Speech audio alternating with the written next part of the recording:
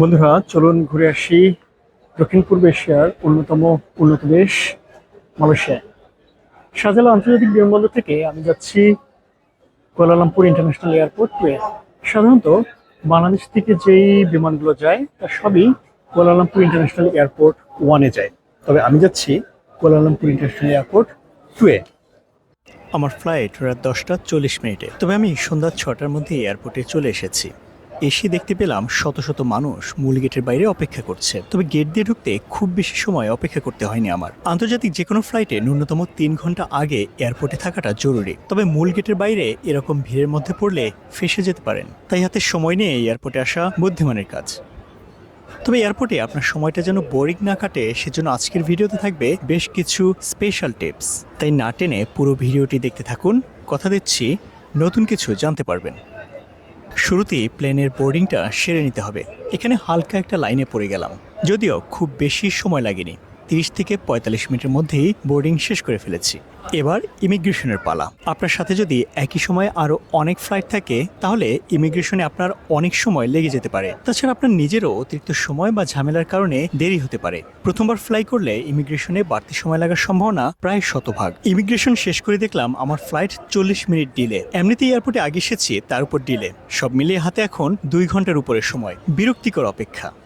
তবে এই বিরক্তিকে উপেক্ষা করে সময়টা সুন্দরভাবে কাজে লাগানোর বেশ কিছু উপায় আছে, চলুন তাই দেখে নিই। প্রথমত, যদি আপনার কাছে ক্রেডিট কার্ড থাকে তাহলে সেই ব্যাংকের ভিআইপি লাউঞ্জে আনলিমিটেড খাওয়া দাওয়া করে সময়টা বেশ সুন্দরভাবে কাটিয়ে দিতে পারেন। আর যদি তার না থাকে তাহলেও সমস্যা নেই। ফ্রিতে এয়ারপোর্টে কি কি করা যায় চলুন তাই দেখে আসি। শুরুতে আপনি মুজিব কর্নারটি খুঁজে নিতে পারেন। এখানে নিরিবিলিতে বসে দেশের মুক্তিযুদ্ধের উপর অসংখ্য বই থেকে যে কোনো একটি পড়তে পারেন। সাময়িক বা স্থায়ী, যেভাবেই বিদেশ যান না কেন, যাওয়ার আগে দেশপ্রেমটা অন্তত একটু ঝালিয়ে নিতে পারেন। যদিও মুজিব কর্নারের ভেতরে আমি একজন ব্যক্তি ছাড়া আর কাউকে দেখতে পাইনি।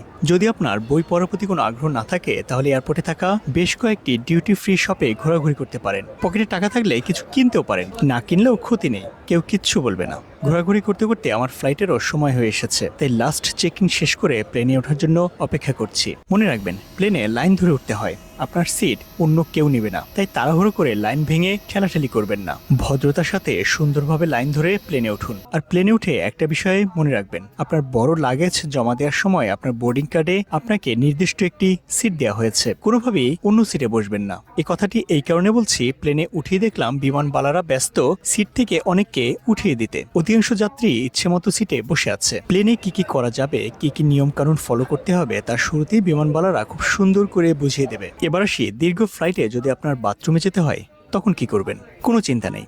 বড় বা মাঝারি ফ্লাইটে সামনের দিকে এবং শেষ প্রান্তে দুটো টয়লেট থাকে, তবে মাথার উপর টয়লেটের চিহ্নে সবুজ বাতি থাকলেই সিট থেকে উঠবেন। অযথা গিয়ে টয়লেটের সামনে লাইন ধরবেন না।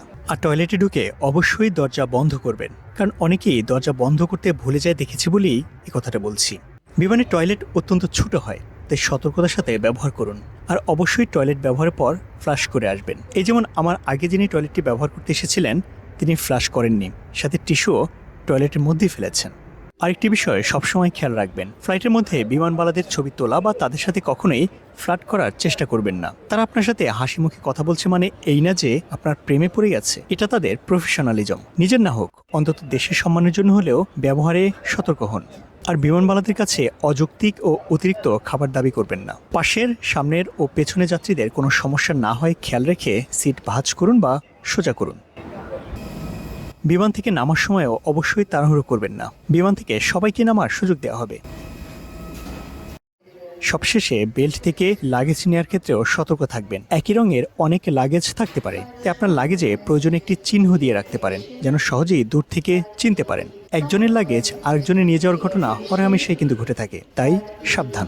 Welcome to Kuala Lumpur international airport 2। আগে বলেছিলাম আমি কুয়ালালামপুর ইন্টারন্যাশনাল এয়ারপোর্ট 1-এ না, এয়ারপোর্ট 2-তে নামবো। বিশাল আকৃতির এই এয়ারপোর্টটি তৈরি করতে মালয়েশিয়ান সরকারের খরচ হয়েছে $1 বিলিয়ন বেশি। কুয়ালালামপুর আন্তর্জাতিক বিমানবন্দরে সমস্ত ফর্মালিটিস শেষ করে এখন আমি বসে আছি গাড়ি অপেক্ষায়। সারা পৃথিবীতে উবার চললেও মালয়েশিয়াতে কিন্তু উবার চলে না। এখানে একটি ব্যবস্থা আছে, সেটিকে গ্রাব বলা হয়।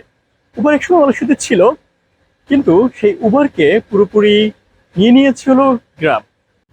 আমার গাড়ি চলে এসেছে আর বাইরের দিনের আলো ফুটতে শুরু করেছে। আজ এ পর্যন্তই, দেখা হবে পরবর্তী কোনো পর্বে। সে পর্যন্ত সবাই ভালো থাকুন।